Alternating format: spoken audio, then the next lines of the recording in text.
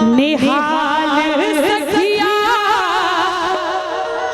हे हाल सखिया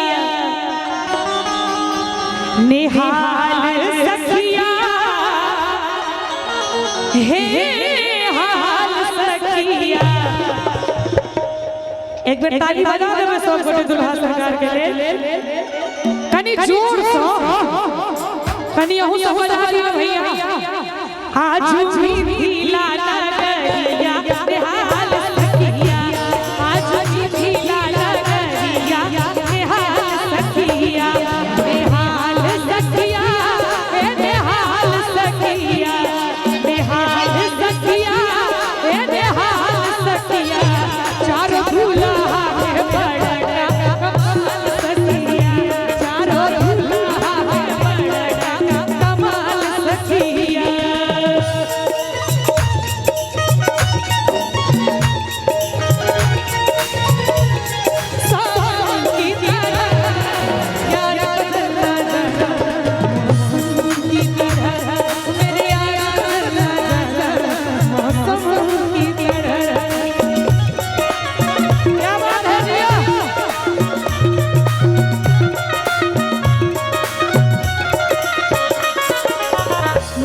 मणि मोरिया कुंडल शोभे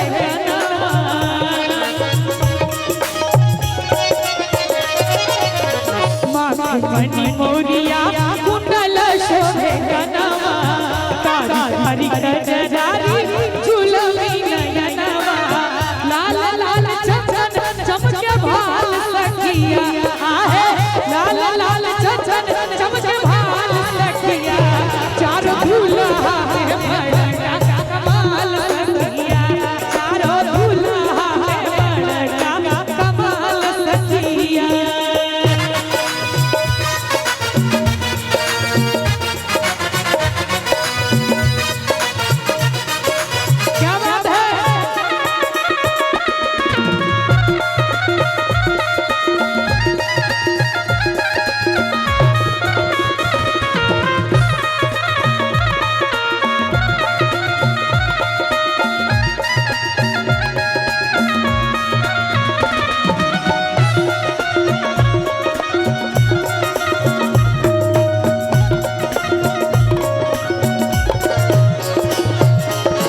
सबर गोरे गोरे जोड़िया जहान रे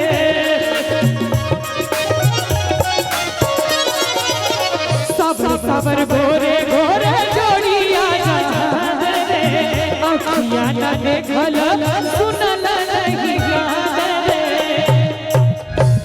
सबर गोरे गोरे जोड़िया जहान रे अखिया न देखल सुनल नहीं गान रे। और अपना पे खिला के विधि व्यवहार के अनुसार एक विधि एहन हो लोरहा से हिनकर गाल सखिया आहे लोरहा से हिनकर गाल सखिया। ये धुआं हमरा ऊपर उड़ै छै। एक बार जोरदार ताली बजा दियो तो सब गोटे मिलकर कनिया हो सब बजाइयो पाछू से भोजन भले कैसे चारों दूल्हा के बड़ा कमाल सखिया चारों दूल्हा के बड़ा कमाल सखिया। और जखन दूल्हा दुल्हन वेदी पर बैठती तखन ब्याहक वेदी पर में बैसल चाचक सस चकोरी ब्याहक वेदी पर में बैसल चाचक सस चकोरी चाचक सस चकोरी राम सिया के जोड़ी कहू तो कतक सुंदर जोड़ी अरे राम सिया के जोड़ी कहू तो कतक सुंदर जोड़ी ब्याहक वेदी पर में बैसल चाचक सस चकोरी ब्याहक वेदी पर में बैसल चाचक सस चकोरी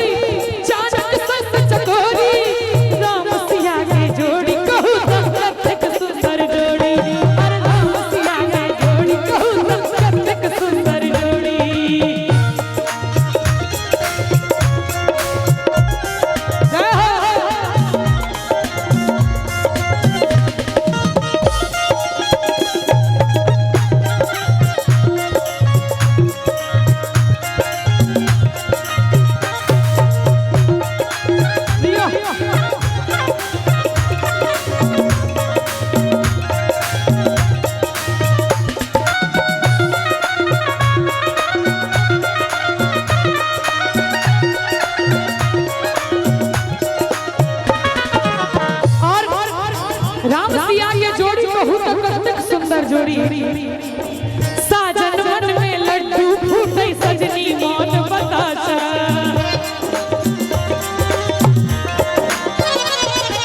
साजन मन में लड्डू फूटे सजनी मौन बताशा मधुर मधुर मुस्कान सब मुझे एक दोसर के भाषा आज पुराना मिलन के देखूं आज पुराना मिलन के देखूं चोरी बहुत अच्छा बजा रहे हैं आप लोग। क्या नाम है आपकी बैंड का? बीर एंड देव बैंड। बीर एंड देव बैंड के लिए एक बार जोरदार ताली बजवा चाहिए। कन्नी दोनों हाथ भागा ताली बजा दियो हिन्ना सब गोटे के लिए। पहिल बेर हिन्ना संगे संगत भ रहल am I right? अच्छा मिले राम सिया के जोड़ी कहू राम सिया के जोड़ी कहू सुंदर जोड़ी ब्याहत बेदी पर में बैसल चाचक संग चकोरी ब्याहत बेदी पर में बैसल चाचक संग चकोरी राम सिया के जोड़ी कहू सुंदर जोड़ी अरे राम सिया के जोड़ी कहू सुंदर जोड़ी अरे राम सिया के जोड़ी कहू सुंदर जोड़ी राम सिया के जोड़ी कहू सुंदर जोड़ी राम सिया के जोड़ी कहू सुंदर जोड़ी राम सिया के जोड़ी कहू सुंदर जोड़ी राम सिया के जोड़ी कहू कतेक सुंदर जोड़ी। नीक लागल हो तो दुल्हा दुल्हन के आशीर्वाद स्वरूप जोरदार ताली बजा दियो।